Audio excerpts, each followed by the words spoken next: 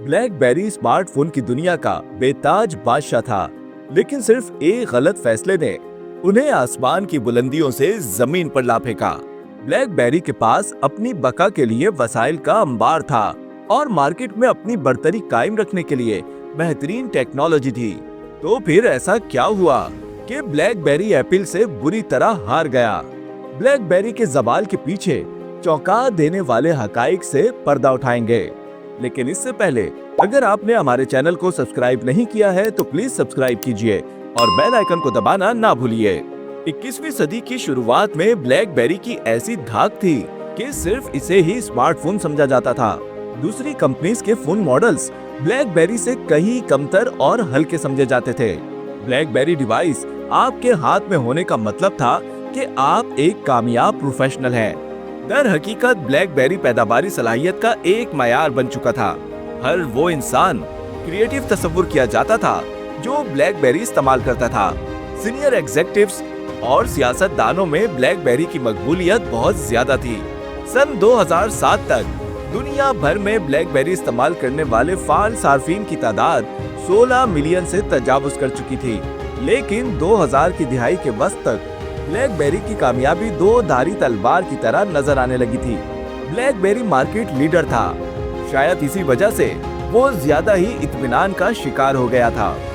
वो नहीं जानता था कि जरूरत से ज्यादा इत्मीनान तबाही बनकर लौटेगा। सन 2007 में एप्पल ने आईफोन लॉन्च किया। आईफोन की लॉन्चिंग ने मोबाइल टेक्नोलॉजी के मंजरनामे को हमेशा के लिए बदल कर रख दिया। ये स्मार्टफोन की दुनिया के लिए एक गेम चेंजर साबित हुआ। आईफोन सिर्फ एक फोन नहीं था, ये एक इनकलाबी प्रोडक्ट थी जिसने एक स्लीक डिजाइन को बेहतरीन टच इंटरफेस, मुकम्मल ब्राउजर और ऐप के जदीद इकोसिस्टम से मिलाया। आईफोन ने अपनी जदीद टेक्नोलॉजी से दुनिया में तहलका मचा दिया था। ऐसी कोई चीज माजी में नहीं देखी गई थी। आईफोन अपनी बड़ी स्क्रीन और सारिफ दोस्त इंटरफेस के साथ न सिर्फ कारोबारी अशराफिया के लिए बल्कि आवाम के लिए डिजाइन किया गया था। जबकि ब्लैक बेरी फिजिकल कीबोर्ड से चिमटा रहा और टच स्क्रीन को हकारत की नजर से देखता रहा। दर हकीकत तनकीदी तौर पर ब्लैक बेरी की क़यादत ने आईफोन की सलाहियत को सिरे से मुस्तरद कर दिया था। सन 1984 में रिसर्च इन मोशन के नाम से कायम होने वाली ब्लैक बेरी कंपनी के शरीक बानी और सीईओ माइक लिजारिडीस ने आईफोन की लॉन्चिंग के वक्त तंजिया अंदाज में एक शोरा अफाक जुमला कहा, आईफोन एक तफरीही डिवाइस है, जबकि ब्लैक बेरी एक कामयाब कारोबारी डिवाइस है। उनका ये कॉल अब तारीख का हिस्सा है और साथ ही उनकी कंपनी ब्लैक बेरी भी। ब्लैक बेरी के टॉप मैनेजमेंट की जानिब से आईफोन की जदीद टेक्नोलॉजी से मुतालिक इस किस्म का इनकार एक मोहल्लिक और तबाहकुन अंजाम साबित हुआ।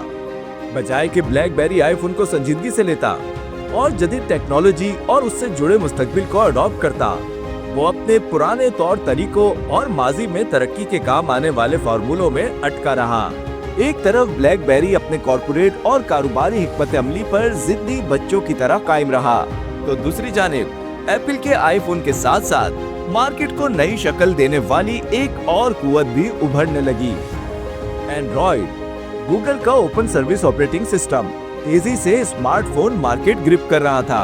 2008 में एंड्रॉइड ने टी मोबाइल का G1 मॉडल मुतारिफ करवाकर स्मार्टफोन मार्केट में एंट्री दे दी और पलक झपकते ही मकबूल तरीन ऑपरेटिंग सिस्टम बन गया। 2013 तक एंड्रॉइड ने 85% मार्केट कैप्चर कर ली थी। ये चौंका देने वाली तरक्की थी।